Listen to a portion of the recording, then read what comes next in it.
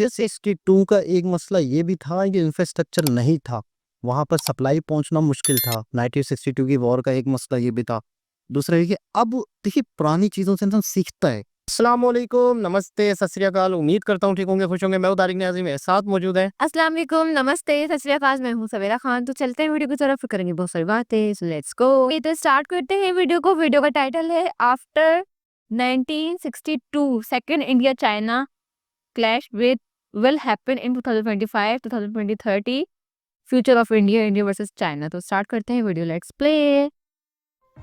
भारत और चीन दुनिया के सबसे ओल्डेस्ट सिविलाइजेशन में से एक है और एक दूसरे के पड़ोसी देश हैं और कई सालों से एक दूसरे को स्ट्रेटेजिक, इकोनॉमिक और डिप्लोमेटिक तरीके से हराने में लगे हुए हैं और एशिया में अपने वर्चस्व को बनाने में लगे हुए हैं। इंडिया चाइना के बीच दो मेजर कॉन्फ्लिक्ट हुए हैं, 1962 और 1967। 1962 के युद्ध में भारत को हार का सामना करना पड़ा था और 1967 में भारत ने चाइना को मुंह तोड़ जवाब दिया था। उसके बाद से दोनों देशों के सैनिकों के बीच कई बार झड़प हुई है, जिसमें रिसेंट 2020 में गलवान इंसिडेंट हुआ था। पर अब तक दोनों देशों के बीच कोई मेजर कॉन्फ्लिक्ट नहीं हुई है जिसमें गोली चली हो। पर अब यूके बेस्ड रिसर्च ग्रुप ने प्रिडिक्शन करी है कि आने वाले 5 सालों में 2025 से 2030 के बीच भारत और चाइना के बीच सेकेंड वॉर हो सकती है और देखा जाए तो इसके आसार नजर आ रहे हैं। 2025 में चाइना ने भारत को न्यू ईयर गिफ्ट में अक्साई चीन को 2 काउंटीज में डिवाइड कर दिया है, जबकि 2025 में मोदी जी को चाइना जाना है। पर उससे पहले चाइना ने भारत को डायरेक्ट मैसेज दिया है कि ताइवान के बाद चाइना का नेक्स्ट टारगेट लद्दाख होने वाला है। चाइना इंडिया के लद्दाख को कब्जाना चाहता है, तो चाइना ऐसा क्यों कर रहा है और क्या भारत इस बार चाइना को लद्दाख कब्जाने से रोक पाएगा या नहीं, आइए जानते हैं। तो नमस्कार दोस्तों, स्वागत करते हैं आपका चार्जिंग पॉइंट हिंदी में। दोस्तों मैं ऐसे ही एजुकेशनल वीडियोस बनाता हूं, तो अगर आपको इन्फॉर्मेशनल वीडियोस देखना पसंद है तो आप इस चैनल को सब्सक्राइब करना बिल्कुल भी मत भूलिएगा। देखो, चाइना का इस समय अपने सभी पड़ोसी देशों के साथ बॉर्डर डिस्प्यूट चल रहा है। चाइना अपने हर पड़ोसी देश की जमीन को अपना बताता है, साउथ चाइना सी को अपना बताता है, पर अब चाइना की नजर लद्दाख पे फिर से पड़ गई है। ताइवान के बाद चाइना का नेक्स्ट टारगेट लद्दाख ही होने वाला है, इसीलिए चाइना अब अरुणाचल प्रदेश को छोड़ के लद्दाख में ही एग्रेशन दिखा रहा है और इसी के चलते आने वाले समय में भारत और चाइना के बीच एक मेजर कॉन्फ्लिक्ट हो सकती है। अब आप लोग सोच रहे होंगे कि लद्दाख जो एक माउंटेनियस रीजन है जहाँ पे कोई खेती नहीं होती है, इंसानों के लिए सर्वाइव करना मुश्किल है, उस इलाके को चाइना क्यों कब्जाना चाहता है। तो देखो, उसके लिए आपको इंडिया चाइना के हिस्ट्री में जाना पड़ेगा। स्टार्टिंग में भारत और चाइना के रिलेशन बहुत अच्छे हुआ करते थे। शुरुआत में भारत ने चाइना का खूब सपोर्ट किया था। चाइना एक कम्युनिस्ट देश था और सारे डेमोक्रेटिक देश जैसे कि अमेरिका, यूके, यूरोप चाइना को पसंद नहीं करते थे। यूनाइटेड नेशन में चाइना को एंट्री नहीं दे रहे थे और हर इंटरनेशनल फोरम में चाइना को आइसोलेट कर देते थे। पर भारत चाइना का हर इंटरनेशनल फोरम में खूब सपोर्ट कर रहा था और भारत पहला ऐसा बड़ा देश बना था जिसने चाइना को यूएन में रिकॉग्नाइज भी किया था। भारत और चाइना के रिलेशन का पहला टेस्ट 1950 में हुआ था, जब चाइना ने तिब्बत पे हमला किया और तब जवाहरलाल नेहरू ने इसका कोई विरोध नहीं किया था। और यहाँ पे जियोपॉलिटिकल एक्सपर्ट मानते हैं कि जवाहरलाल नेहरू ने बहुत बड़ी गलती कर दी थी। जैसे ही चाइना ने तिब्बत पे कब्जा किया, भारत और चाइना के बॉर्डर मिल गए, जिसके बाद चाइना लद्दाख और अरुणाचल प्रदेश को तिब्बत का हिस्सा कहने लगा और अब तिब्बत चाइना का हिस्सा था तो लद्दाख और अरुणाचल प्रदेश को चाइना अपना हिस्सा मानने लगा। फिर उसके बाद 1956 में चाइना ने भारत के लद्दाख में एक रोड बनाई जो कि चाइना से शुरू होते हुए भारत के लद्दाख से तिब्बत जा रही थी। इस बात का पता भारत सरकार को 1959 में चला, जिसके बाद भारत ने चाइना के इस एक्शन का विरोध किया। वहीं नेहरू को तिब्बत वाली मिस्टेक बहुत लेट समझ में आई। फिर 1960 में चाइना के झाओ एनलाई भारत आए। उन्होंने जवाहरलाल नेहरू के सामने एक प्रस्ताव रखा कि अरुणाचल प्रदेश के हिस्से को आप रखिए और लद्दाख का जो एरिया है जिसमें चाइना रोड बना रहा था उसे हम रख लेते हैं और उस रोड से 20 किलोमीटर दूर भारत अपनी आर्मी रखेगा। इस प्रस्ताव को जवाहरलाल नेहरू ने रिजेक्ट कर दिया। अब यहाँ पे एक चीज आप लोग ध्यान दीजिएगा कि चाइना की नजर 1960 से ही लद्दाख पे थी। फिर उसके बाद 1960 में भारत ने द फॉरवर्ड पॉलिसी अपनाई।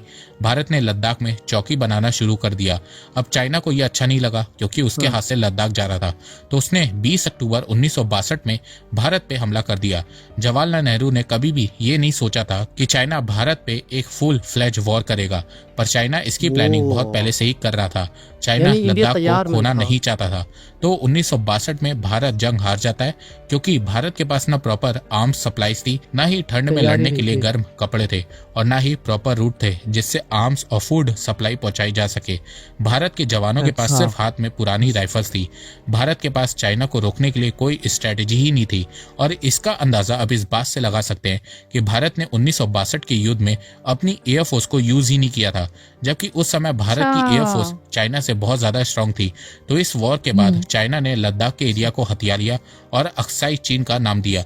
इसके बाद 1967 में भारत और चाइना की अक्साई फौज चीन। सिक्किम तिब्बत बॉर्डर में आमने सामने आई और इस बार भारत ने 1962 का बदला लिया। भारत ने चाइना को हराया और 1975 में सिक्किम भारत का हिस्सा बन गया। कई एक्सपर्ट का मानना है कि अगर भारत 1967 में भी युद्ध हार जाता तो उसके बाद चाइना भारत के बहुत से इलाकों पर हमला करता और उन्हें कब्जा लेता। पर इंदिरा गांधी के समय में भारत की पॉलिसी चाइना के अगेंस्ट बहुत ज्यादा एग्रेसिव थी। इंदिरा गांधी ने तो 1971 में चाइना को एक तरीके से धमकी दे दी थी कि अगर चाइना ने पाकिस्तान की मदद की तो भारत स्टेट ऑफ मलक्का को ब्लॉक कर देगा और फिर चाइना अपना ट्रेड इंडियन अच्छा। ओशन के रूट से नहीं कर पाएगा। अब आपको ये पॉइंट को भी ध्यान में रखना होगा। State of और अब Malacca। मैं आपको बताऊंगा कि चाइना को लद्दाख क्यों चाहिए। तो 1967 के बाद भारत और चाइना के बीच बॉर्डर पे कई बार झड़प हुई, पर किसी की मौत नहीं हुई थी और चाइना ने लद्दाख के प्लान को कुछ सालों के लिए पोस्टपोन कर दिया था। पर फिर 2020 में गलवान इंसिडेंट हुआ और चाइना ने अपनी लद्दाख के प्लान को फिर से शुरू कर दिया। और अब यूके बेस्ड रिसर्च ग्रुप ने प्रिडिक्शन करी है कि भारत और चाइना के बीच में दूसरी वॉर ईस्टर्न लद्दाख में 2025 से 2030 के बीच हो सकती है। RUSI Royal United Services Institution world का oldest defence and security think tank है। RUSI प्रॉपर रिसर्च एनालिसिस करके प्रिडिक्शन करता है और इनकी रिपोर्ट को देश काफी गंभीरता से भी लेते हैं। और इन्होंने कहा है कि आने वाले समय में हालात दुनिया के में ऊपर- कई मेजर कॉन्फ्लिक्ट देखने को मिल सकती है, जिसमें एशिया के दो पावरफुल कंट्रीज इंडिया चाइना के बीच भी वॉर हो सकती है। और ये वॉर ईस्टर्न लद्दाख में होगी, क्योंकि चाइना के लिए लद्दाख अच्छा। बहुत ज्यादा इंपॉर्टेंट हो गया है। लद्दाख में कई एनर्जी रिसोर्सेज हैं, कई सारे मिनरल्स हैं जैसे कि लिथियम के रिजर्व हैं। तो चाइना लद्दाख के एरिया को अपने कंट्रोल में करना चाहता है। जिस तरह चाइना ने तिब्बत में माइनिंग करके रिसोर्सेज का यूज करके अपनी इकोनॉमिक ग्रोथ को बढ़ाया है, वैसे ही चाइना लद्दाख में भी करना चाहता है। इसके अलावा चाइना सीपैक को प्रोटेक्ट करने के लिए भी लद्दाख को कैप्चर करना चाहता है। चाइना ने स्टेट ऑफ मलक्का को काउंटर करने के लिए सीपैक बनाया है। भारत इंडियन ओशन में बहुत पावरफुल है। अगर फ्यूचर में भारत और चाइना के बीच लड़ाई हुई तो भारत कभी भी स्टेट ऑफ मलक्का को ब्लॉक कर सकता है, जिससे चाइना की एनर्जी अच्छा। सप्लाईज ब्लॉक हो जाएंगी। तो इस चीज को काउंटर करने के लिए चाइना सीपैक को प्रोटेक्ट करना चाहता है। चाइना मिडिल ईस्ट से क्रूड ऑयल और नेचुरल गैस खरीद के पाकिस्तान के ग्वादा पोर्ट के जरिए से काशगार में स्टोर करेगा और फिर वहां से अपनी सिटीज में एनर्जी सप्लाई करता रहेगा, जिससे फ्यूचर में अगर भारत और चाइना के बीच वॉर होती है यह तो उस रास्ता केस बंद में हुआ। चाइना की एनर्जी सप्लाईज को कोई प्रॉब्लम नहीं आएगी, क्योंकि चाइना नहीं, पाकिस्तान के पाकिस्तान थ्रू की वजह अपनी से। एनर्जी सप्लाईज को पूरी करेगा। और पाकिस्तान तो शुरुआत से ही भारत का दुश्मन है। इसके अलावा चाइना लद्दाख में भारत की बढ़ती प्रेजेंस से भी बहुत ज्यादा डर गया है। चाइना को डर यह है कि अगर कल को भारत की मिलिट्री ज्यादा पावरफुल हो गई और इंडिया यूएस के रिलेशन और ज्यादा स्ट्रांग हो गए, तो अगर कल को चाइना ताइवान पर अटैक करता है तो इंडिया यूएस मिलके ज्वाइंट ऑपरेशन करके चाइना का काशगार का एरिया को कैप्चर कर लेंगे। और काशगार रीजन से ही चाइना का सीपैक कॉरिडोर गुजरता है और चाइना अपनी एनर्जी सप्लाईज को स्टोर करता है। चाइना बहुत सारा crude oil, natural gas central Asian countries जैसे कि तजाकिस्तान, किर्गिस्तान, उज्बेकिस्तान से खरीदता है और काशगार में स्टोर करता है और फिर वहां से चाइना के बड़े बड़े शहर जैसे कि बीजिंग, शंघाई में बेचता है। चाइना ने काशगार के एरिया को इसलिए चुना है क्योंकि ये यूएस के रडार के आसपास भी नहीं है। एक साइड में सेंट्रल एशियन अच्छा। कंट्रीज हैं जिनके यूएस के साथ अच्छे रिलेशन नहीं है, वहीं नीचे की तरफ भारत है और भारत के एरिया को चाइना ने ऑलरेडी कब्जा करके रखा है। पर पिछले कुछ सालों से भारत ताकतवर होता जा रहा है।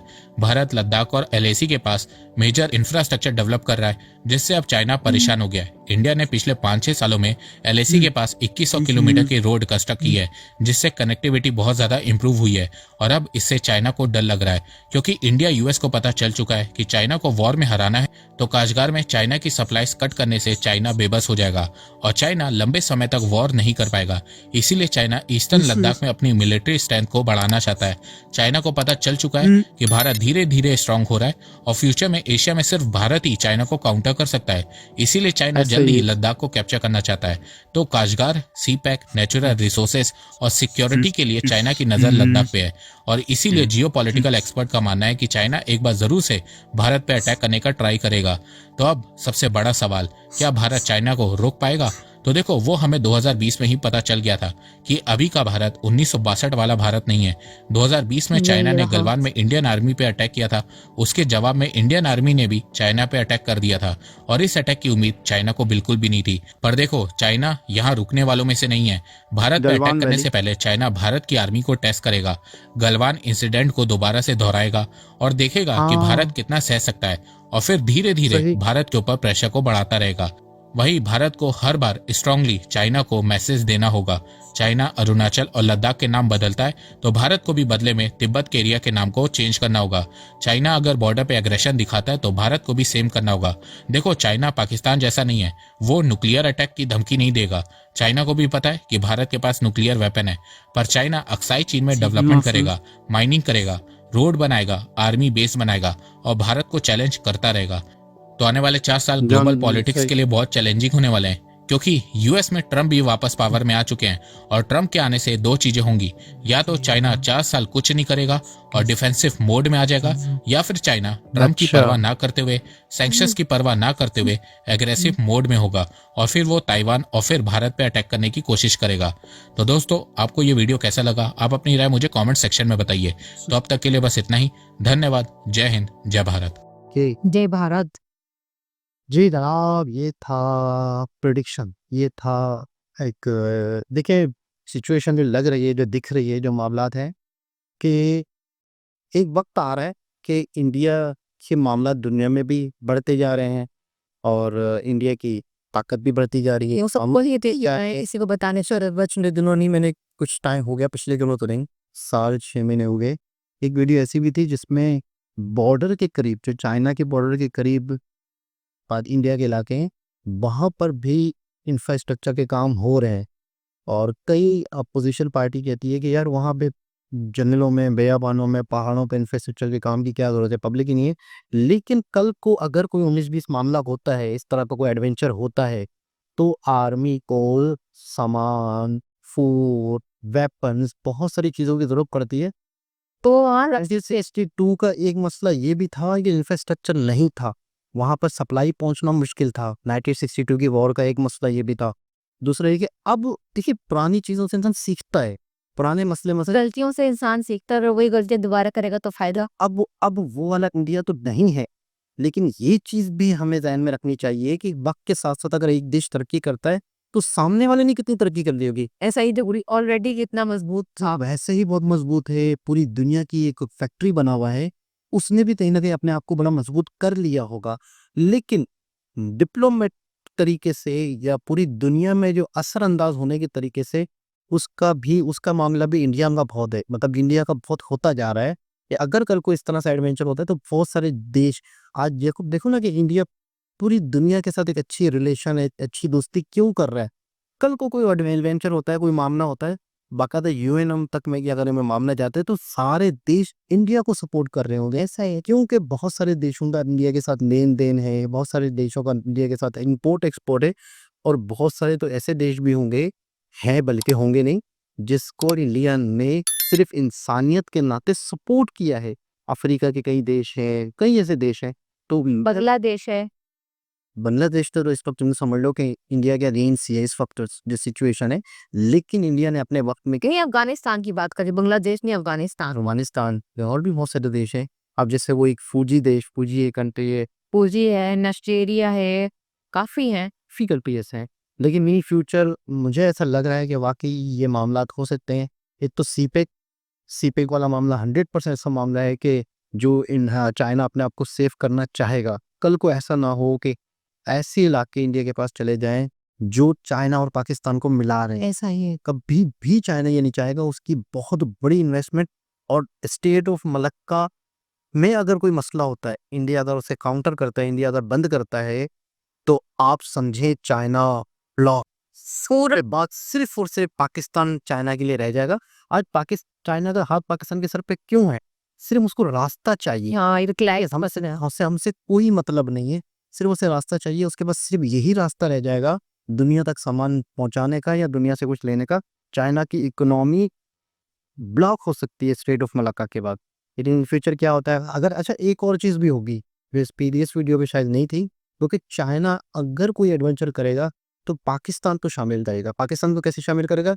कहीं ना कहीं कश्मीर में एडवेंचर करवाएगा, कहीं ना कहीं कोई ऐसी जगह पे एडवेंचर करवाएगा पाकिस्तान को ज़बरदस्ती, इंडिया को 2 से 3 जगह एंगेज करने के लिए, ताकि जैसे बांग्लादेश वाला मामला है, देखिए अच्छा कोई चीज़ करनी होती है ना, उससे पहले मोहरे बिछाए जाते हैं। जैसे बांग्लादेश का इवेंट है और इधर पाकिस्तान में उन्हीं मामलात हैं, तो कोई ना कोई इवेंट खोले जाते हैं महाज, फिर उसके बाद वो बड़ा इवेंट किया जाता है, ताकि आपका माइंड कहीं कहीं और डाइवर्ट हो, तो फिर कहीं यहाँ पे लगा वहाँ लगा, तो आप सही से फोकस ना कर पाओ। तो देखते हैं इन फ्यूचर, उम्मीद करते हैं ये हालात बेहतर हों। इन सारे मामलात में पाकिस्तान की इकोनॉमी वैसे नीचे है तो मज़ीद नीचे चली जाएगी।